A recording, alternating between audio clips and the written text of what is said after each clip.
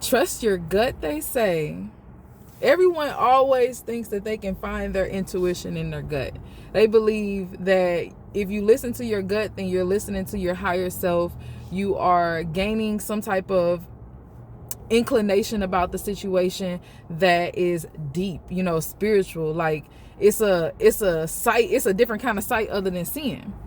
But I want to explain to you why you cannot trust your gut if your nervous system is not healed. Your gut literally receives neurons, signals from your amygdala when you are put into a dangerous situation.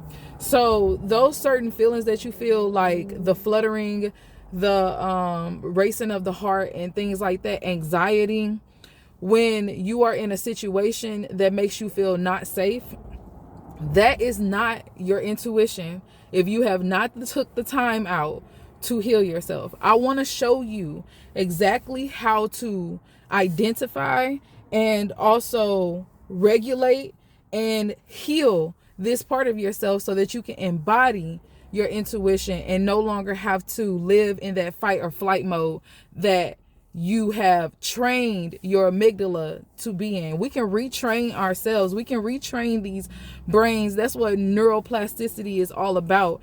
And I'm thinking like I'm finna want to be a neuroscientist in this mug, because healing is not just the love and the light, which for a long time I thought that was what it was all about.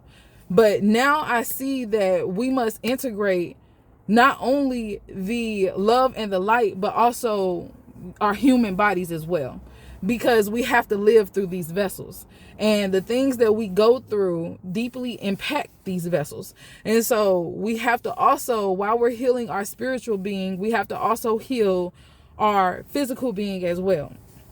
And so how to regulate your nervous system and regain trust within your gut. Let me show you how. All right. So we are in the brain gut axis. Okay. And so in this axis, it's from your brain to your gut. This is how we are making our decisions, right? But in between what lies on that axis is all of our experiences. It is our trauma. It is our just everything that we've been through. Okay. And so these things begin to train our amygdala in our brain to act like a broken smoke detector, basically, and go off on alarm when we are in situations that do not warrant it really to needing to be going off.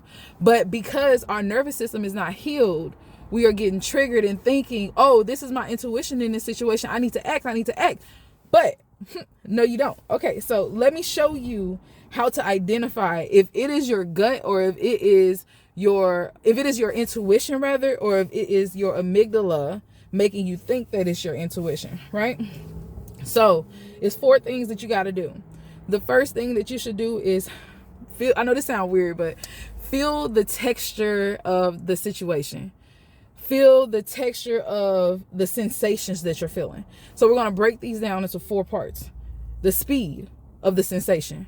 So whatever you're feeling when you get into that mode, okay, I think I'm supposed to do this. Pause. Think. Is the speed of this situation urgent?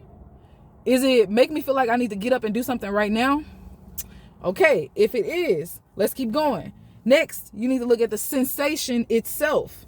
Does it feel sharp, tight? You feel a tightening in your chest? Do you feel a racing heart? These are things you have to look at. Focus is the next part. Can you focus? Is your focus in the present, or is your focus future oriented? Next, you have to look at the tone of the sensation in the situation. Does it feel critical, or does it feel loud or repetitive, or the thoughts like boom, boom, boom, drumming in your head over and over again? So if it feels like any of those things, that is anxiety. That is not your intuition, okay? Intuition, true intuition, would feel like the speed of it would be steady, calm.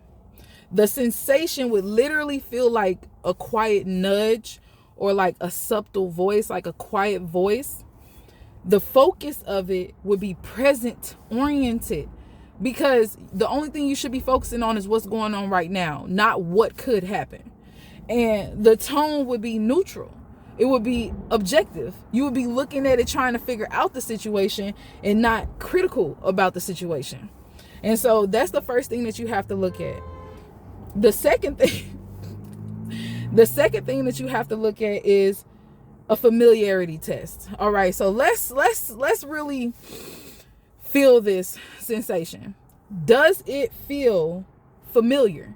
The trap that we often find ourselves in is, if we grew up in chaos, right, and we are in a calm or a peaceful situation, our amygdala, because it is unfamiliar with what we are going through, it will send a fake emergency signal to your gut and trigger anxiety, making you think it's your intuition to act on something. This is how you usually get to self-sabotage. Okay, so the check that you have to do within yourself is you have to ask yourself, does this feeling remind me of a past version of myself? Because if it does, that is not your intuition. That is your anxiety. That is your PTSD. That is your trauma. And that is your nervous system telling you it needs some help to begin to embody some more healing. Okay. And so the third thing is, and this is the most important thing, really, and I hope that you made it this far to hear this, because this is really the most important thing on how to know if this is your intuition or if you need to regulate your nervous system. You have to wait. Whenever you get the feeling to make a move, or you feel like it's your intuition, even if you like really believe it, before you even decide if it's your intuition, actually, before you even come to that conclusion, once you get the feeling, you need to wait. You need to wait and regulate. Okay? So anxiety thrives on urgency. So it wants you to move fast. It doesn't want you to think about what's going on. It just wants you to move. You got to save yourself, right? This is survival mode. So it makes sense why you feel that urgent feeling, but you have to wait. And while you're waiting, you must regulate yourself. Regulating yourself looks like pausing, because time is going to be an important tool to use right now. Pausing for an extended amount of time and breathing. Breathing long inhales and even longer exhales. Like that. And when you breathe like that, it activates your vagus nerve, which is like a boss man. You know, when it comes to amygdala, it'd be like, shh, be quiet. We figuring something out right now, so you can calm down while we figure this out. So that's why it's important to wait and regulate. And then I gotta hurry up because I'm almost out of time, y'all. This is so important. So the last part is the sanity check. Is it logical what you're feeling? Okay, intuition is like a woo-woo rah-rah light thing. It's like a spiritual thing. Yeah, you can feel it and you don't have to have no explanation for it. But that's when your nervous system is healed, honey. If it's not healed, then you must see the reality of the situation. Does it align with what you're feeling, or is what you're feeling more in a what if state instead of a what is? Okay, and so how do we heal this?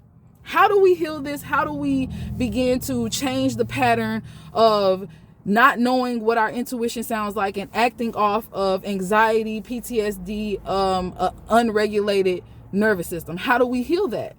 We heal this by retraining ourselves. We heal this by doing low stake decisions, right? So when we're not in danger, we practice our intuition. So what cup of coffee you gonna buy? What direction will you go? What color will you choose today for your clothing?